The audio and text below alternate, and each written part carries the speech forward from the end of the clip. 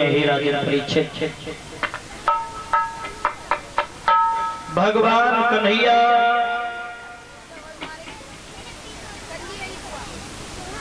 गोवर्धन की पूजा कराते हैं वृंदावन के लोगों से।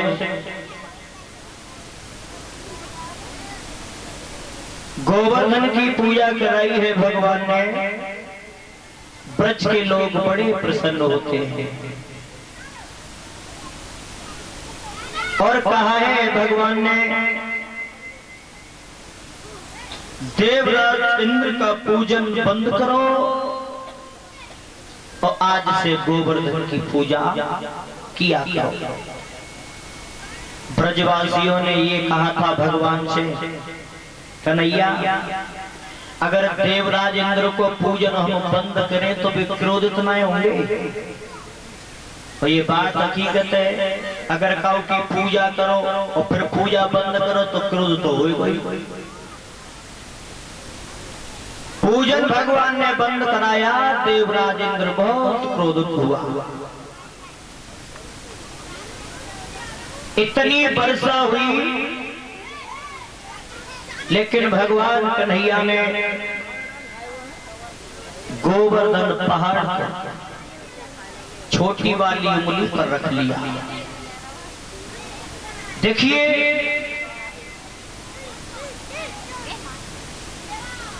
किसी कवि ने सच कहा है, जिसका कोई नहीं होता है उसका परमात्मा होता है, उसका कन्हैया होता है। और जिसे कहीं भी सम्मान न मिलता हो तो उसे सम्मान ठाकुर जी दिलाता है।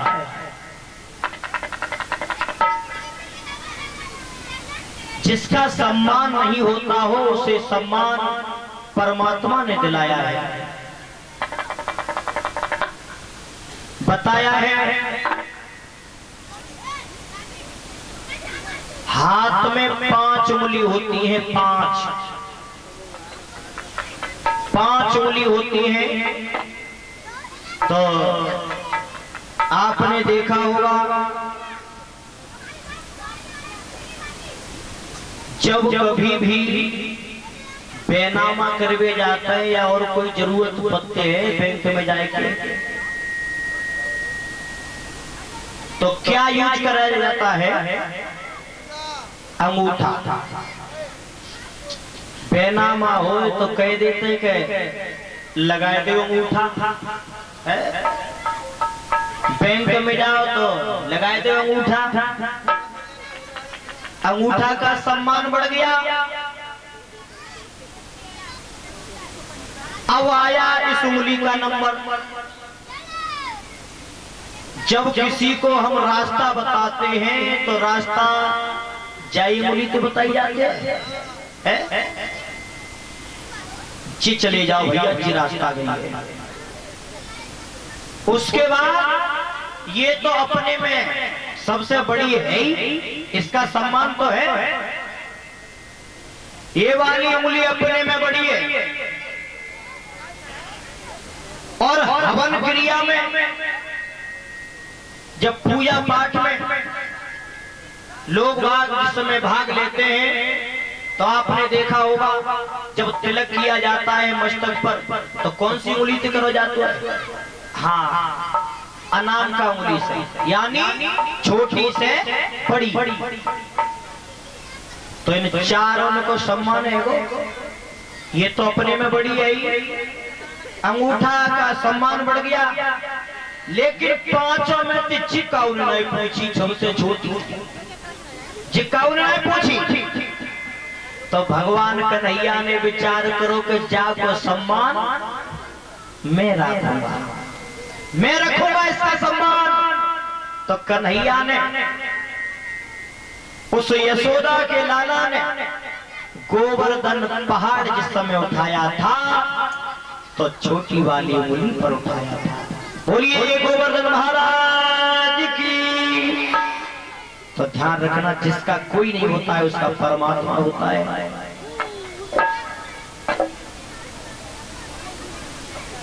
और संसार में आपने देखा होगा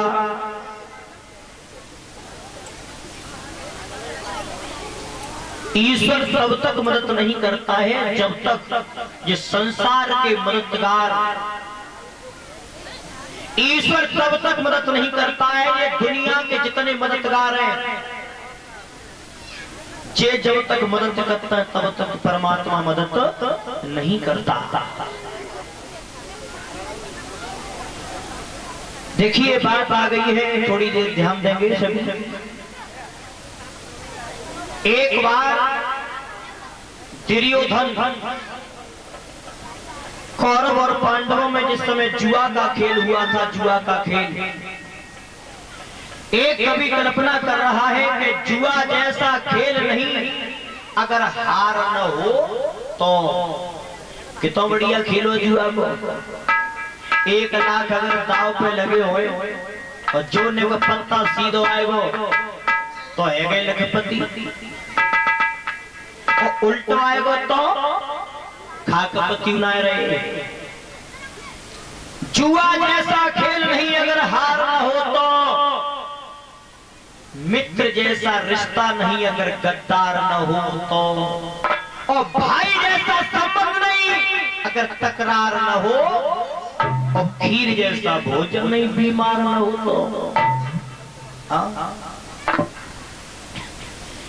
खीर से ज्यादा स्वादिष्ट भोजन आज तक बना नहीं है।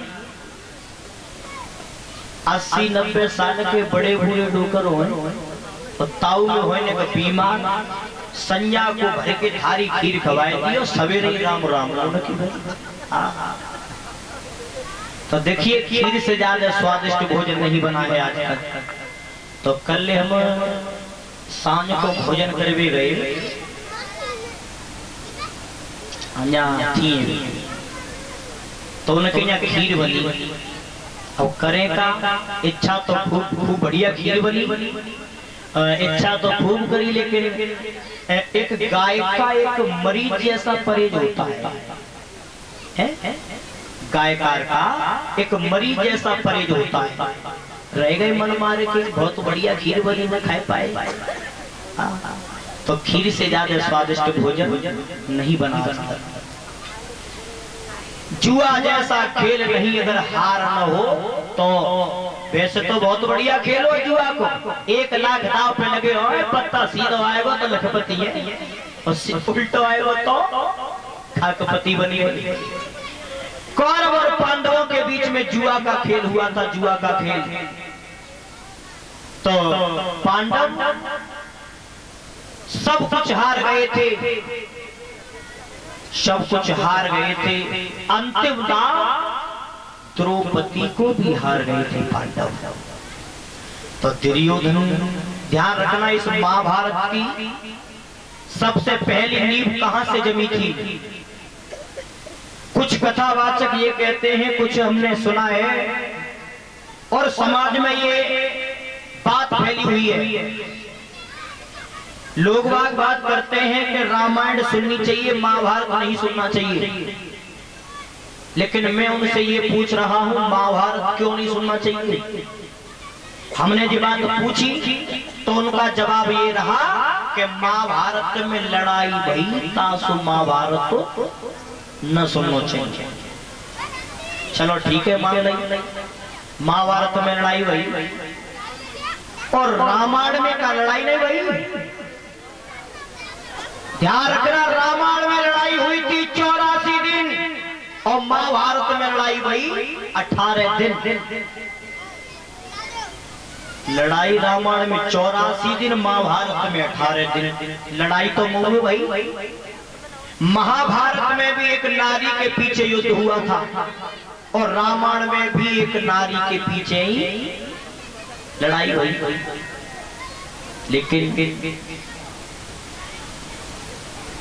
महाभारत में कृष्ण अवतार थे और रामायण में राम अवतार थे। ध्यान रखना, हमारे इन ग्रंथों का कहना है जो भगवान की कथा तन मन से सुन लेते हैं, उनके समस्त पापों का विनाश हो जाता है। ये मैं नहीं कह रहा हूँ, तुलसीदास बाबा ने ऐसा कोई पहलू नहीं है जो रामायण में न लिखा हो। लेकिन मैंने उस दिन भी बताया था, लेकिन रामायण कोई पढ़े तब तो पढ़वे को टाइम का हुआ ना रामायण को, मोबाइल चलाए को सबन को टाइम है। देखा है मैंने ऐसे ही एक दृष्टांत बताएं। एक माल से जी रामायण पढ़ते, जैसे हमारे गोपाल बैठे कहीं साउंड ऑपरेटर कहाँ गई, अच्छा है ना। हाँ, रामायण पढ़ते रोजी ना।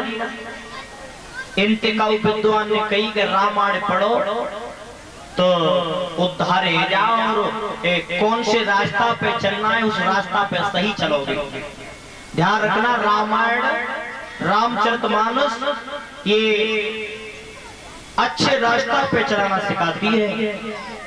तो रामायण पढ़ते सो एक अन्ना जे गए पई घरवाई को लेके ससुराल जा रहे, सो स्टेशन पे खड़े भाई। अब इन्हें क्या करो कि सबसे पहले रेलगाड़ी में आप चढ़े गए, घरवाई नीचे रह गई, और तब तक टीटी ने झंडी हलाए दे, गाड़ी आगे बढ़ गई। अब गोपाल बैठ गए भीतर और घरवाई रह गई मैये। एक गोपाल की तरफ एक और रामायण पढ़ रहे भीतर ट्रेन में बैठे बैठे। गोपाल ने कही किसे आए कि भैया जब रामायण चौपड़े रोए मोह जी बताई कि रामायण अच्छी करते हैं, अच्छो काम सिखाते हैं, लेकिन मैं तो जब रामायण ये पढ़ता रहो, जब रामायण पढ़ के मेरी घरवाई और रह गई पीछे। तब ने कही गोपाल सुनो, तुमने रामायण पढ़ी नहीं, अगर तुमने रामायण पढ़ी होती तो तुम्हारी घरवाई स्टेशन पे ना रहती। सुनो, जिस समय भगवान श्री राम और सीता मैया लक्ष्मण को लेकर के वनवास के लिए गए थे और गंगा जी को जिस समय पार कर रहे थे, तो केवट की नाव पे कथा संकेत कर रही है। केवट जिस समय नाव लेके आओ तो भगवान ने श्री राम ने सबसे पहले सीता मैया को चढ़ाओ नाव पे। जवाब दिया है तेने रामायण पढ़ी ना है, अगर रामायण पढ़ी होती तो घरवाई स्टेशन पे। रामायण संकेत कर रही है कि सिया चढ़ाई चढ़े रघुराई, पहले सीता मैया चढ़ाई। अगर तू रामायण पढ़ते हो तो तू थोड़ी चढ़तो पहले। हाँ हाँ, बोलिए गोविंद भगवान की। और हाँ भैया, ये 151 रुपए हंस बाबू की तरफ से हैं। अच्छा, हर्ष बाबू 151 रुपए हर्ष बाबू की तरफ से। कामना करेंगे भगवान से परमात्मा सुख शांति प्रदान करता रहे, सतमार्ग पे ले जाता रहे। बोलिए आनंद कंद भगवान की, सतगुरुदेव महाराज की। देखो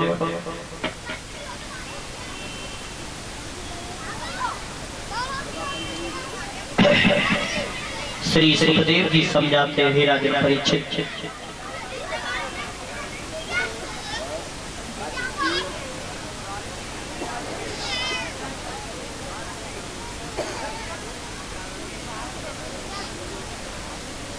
बोलिए ठाकुर जी महाराज की, गंगा मैया की,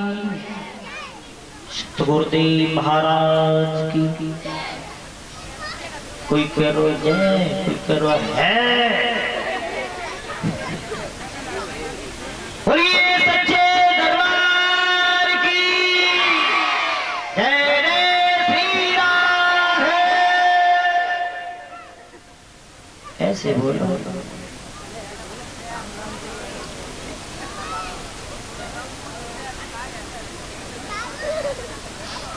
ये 101 रुपया प्यास मंच पीठ के माध्यम से हमें देकर के हमारी माता जी सम्मान कर रही हैं। नाम नहीं बताया है, कामना करेंगे भगवान से परमात्मा सुख शांति प्रदान करता रहे, सतमार्ग पे ले जाता रहे। बोलिए गोविंद भगवान की, ताली बजाते हुए 2 लाइन का कीर्तन, उसके बाद कथा लेकर के चलेंगे।